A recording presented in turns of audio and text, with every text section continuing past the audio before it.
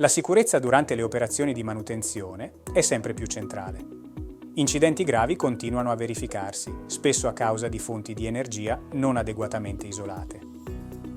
Le procedure LOTO, Lockout Tagout, servono a garantire che macchine, impianti e sistemi siano isolati in sicurezza prima di interventi, guasti o regolazioni. La nuova norma UNI N 17975 del 2025 rappresenta una novità importante perché fornisce linee guida aggiornate per gestire tutti i rischi legati alle energie e ai fluidi accumulati nei sistemi industriali.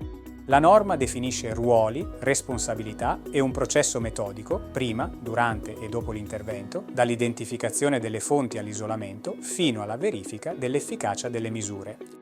Il nuovo seminario di Vega Formazione, con la relazione dell'ingegner Cristian Masiero, esperto in salute e sicurezza sul lavoro e procedure LOTO, e dell'avvocato Rolando Dubini, esperto in responsabilità legali e giurisprudenza, approfondisce le procedure LOTO, il campo di applicazione e i concetti della UNI EN 17975 del 2025, altri standard di riferimento, l'applicazione pratica in azienda e le responsabilità legali con casi giurisprudenziali.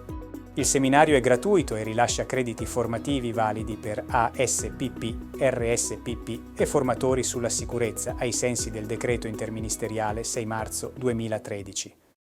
Il seminario è disponibile gratuitamente sul sito vegaformazione.it/seminari.